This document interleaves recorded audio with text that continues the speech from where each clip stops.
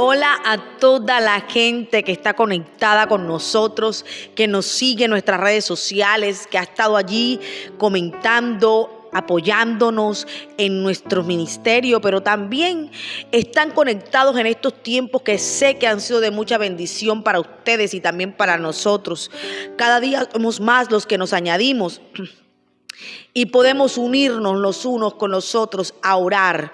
Y hoy, fíjense, curiosamente vengo a hablarles de gozosos en medio de la oración. Gozosos en la oración. Sabes, hay gente que tiene la oración como un amuleto, simplemente por religiosidad o por costumbre o por cultura. Otros lo hacen por necesidad. Y todos tenemos necesidad de acercarnos al Señor, pero ¿cuántos nos gozamos en hablar con nuestro Padre Celestial? ¿Usted sabe cuánto Dios se goza de que usted se acerque ante Él y pueda abrir su corazón? Pues se goza todo el tiempo. Debe ser recíproco, ¿verdad? Y yo quiero leerles un pensamiento que dice: la falta de oración es un pecado contra Dios por los frutos que produce. ¿Por qué la frase de la falta de oración es un pecado contra Dios? ¿Sabe? Si usted no se comunica con el Creador de los cielos y de la tierra, si usted no abre su corazón, si usted no es agradecido, si usted no se presenta delante de Él, eso se convierte en un pecado. En un pecado, porque el que sabe hacer lo bueno y no lo hace, le es contado por pecado. Y el Señor nos dice orar sin cesar. Es necesario que nosotros oremos. La falta de oración causa un efecto colateral en todas las áreas de nuestra vida. ¿Sabe? Cuando usted no se comunica con aquel que puede darle solución a cualquiera de sus problemas, créame, téngalo por seguro que van a haber muchos daños colaterales, van a haber muchos daños en su familia. La falta de oración nos separa de nuestro Creador, y a eso vino Cristo, a unirnos. ¿Y cómo podemos comunicarnos con Él? A través de la oración. Yo quiero que usted me acompañe a la escritura. En Primera de Tesalonicenses, capítulo 5, versículo 16 al 18 dice: estar siempre gozosos, orad sin cesar, dad gracias en todo, porque esta es la voluntad de Dios para con vosotros en Cristo Jesús. Mira lo que dice: estad siempre gozosos, orad sin cesar. Era el texto que les estaba citando. Es necesario que oremos, es necesario que nos comuniquemos con nuestro Creador. Dice la palabra: dad gracias en todo, porque esta es la voluntad de Dios para con vosotros en Cristo Jesús. ¿Sabes? La voluntad de Dios es que tú te comuniques siempre con Él. Desde el huerto del Edén, esa era la naturaleza que había entre Dios y Adán y Eva. Y cuando vino Satanás y destruyó esa comunión entre Dios y los hombres, entre Dios, Adán y Eva, ¿sabes qué pasó? Hubo una separación entre nosotros y nada nos podría unir, nada nos podía salvar, porque habíamos muerto por cuanto todos habíamos pecado. Habíamos sido destituidos de la gloria de Dios. Entonces Cristo vino a esta tierra para traer reconciliación. Pero si nosotros no estamos en constante comunión con el Creador, ¿cómo creen ustedes que podemos establecer una relación con Él y podemos mantener ese puente con Jesús? Yo quiero darle 3 recomendaciones en este momento. Primero, estar siempre gozosos, orar sin cesar y dar gracias en todo. Yo les estoy dando recomendaciones que me acaba de dar, que nos da nuestro Padre Celestial a través de la Escritura. Estar siempre gozosos, orar sin cesar y dar gracias a Dios en todo. estar siempre gozosos. Debemos tener en claro que gozo es una cualidad espiritual que proviene del interior del hombre, a diferencia de la felicidad, que es una sensación que llega al hombre como producto de las circunstancias. El gozo permanece a pesar de las circunstancias adversas que tú vivas. Tú puedes vivir un momento difícil, crítico en la vida, pero si tú tienes al Espíritu Santo de Dios, en ti se debe producir ese gozo. Ese gozo que nos trae paz, ese gozo que nos trae en el momento propicio de nuestra dificultad, nos trae calma. Pero si lo comparas con la felicidad es una emoción que llega a nuestra vida y es como cuando usted tiene una champaña, usted la destapa, sale la espuma y luego se baja la espuma y ya, se acabó la efervescencia. Así es la felicidad, tan efímera como cualquier cosa, pero el gozo del Señor permanece con nosotros para siempre. Dios desea que seamos guiados y formados por su palabra y no controlados por las circunstancias. ¿Por qué? Porque las circunstancias siempre nos van a llevar a desmayar, a flaquear, pero cuando el gozo del Señor está en nosotros, entonces este gozo nos va a llevar a ser guiados, a ser formados por su palabra. Y entonces la circunstancia que vivamos no podrá controlarnos. Va a llegar la crisis, pero no te puede controlar.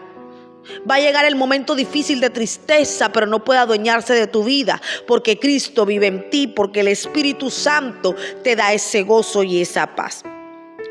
¿Está mal pensar o hablar de felicidad e inclusive ser feliz?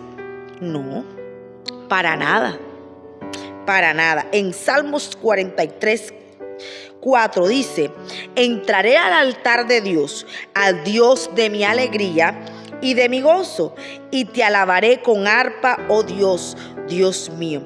Mira lo que me llama la atención de este texto.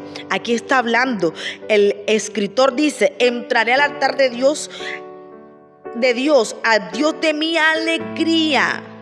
Es una emoción que se produce y es chévere estar alegre, pero eso pasa. Pero dice también: y de mi gozo, de ese que permanece, a pesar de que cuando la alegría se acabe y lleve el momento de tristeza, el gozo debe permanecer, porque nuestra fortaleza simplemente está en Él.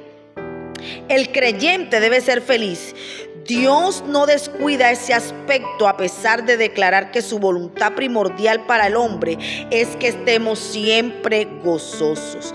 El creyente siempre debe estar feliz. Siempre, dice, el creyente debe ser feliz. Dios no descuida ese aspecto, a pesar de que Él nos dice que siempre estemos gozosos.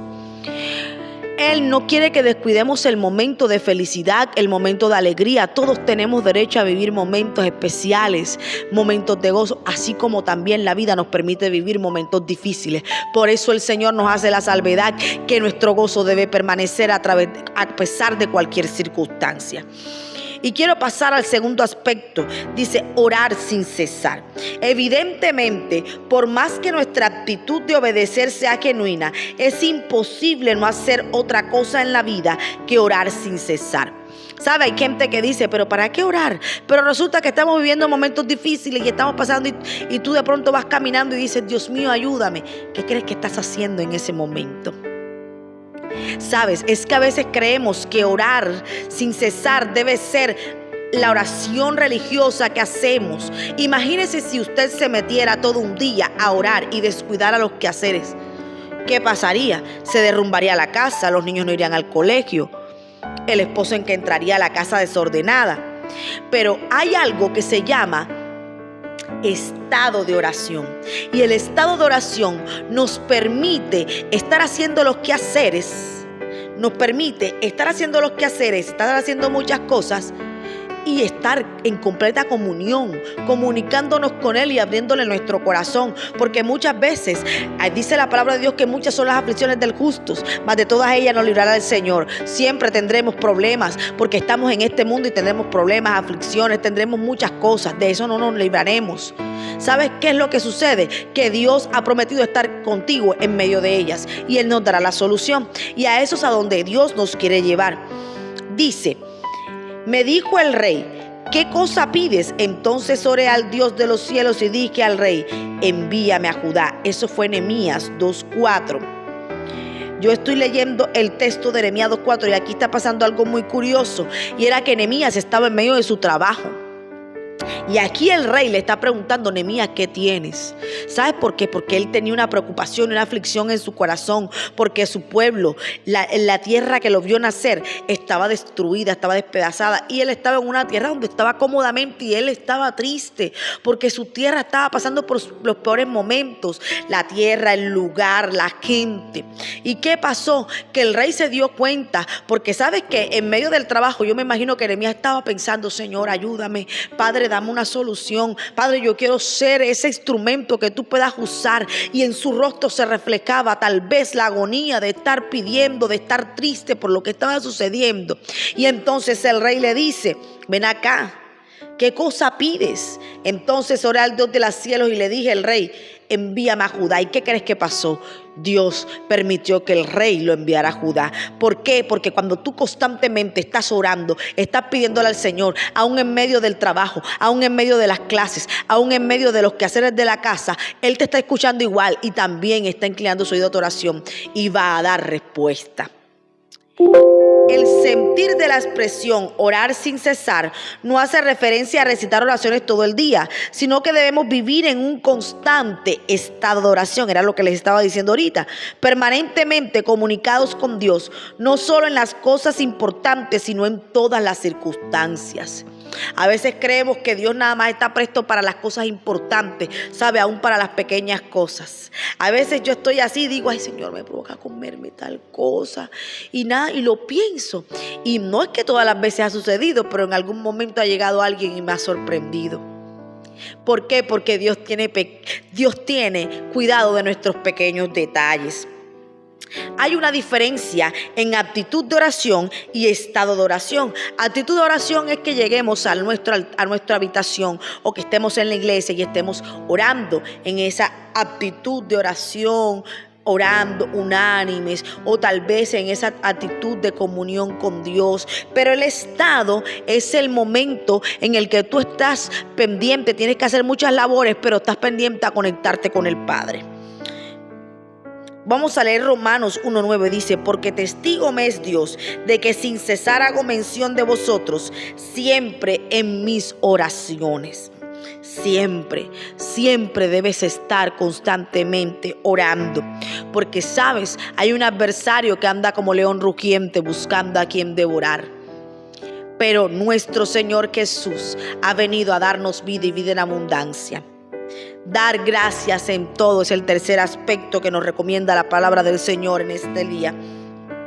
Dice Colosenses 4:2, perseverad en la oración, velando en ella con acción de gracias.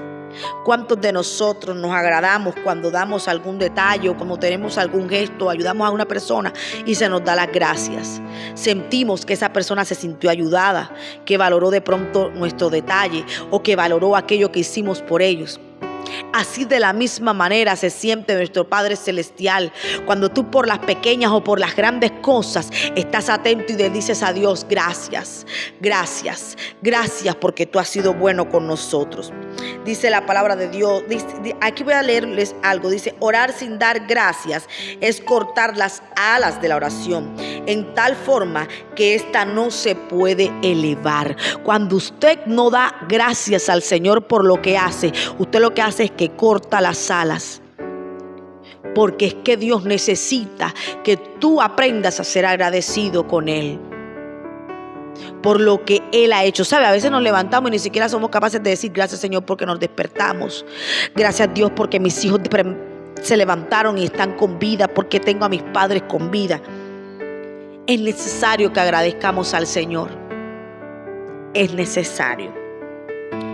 Y voy a leerles por último. La voluntad de Dios, según se manifiesta claramente por medio de la obra redentora y revelación de Jesucristo, es esto mismo, a saber que los creyentes deben siempre estar gozosos, deben incesantemente orar y deben en todas las circunstancias dar gracias.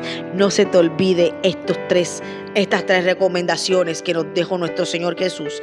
Siempre estar gozosos, incesantemente ora al Señor y tu Padre te recompensará en público.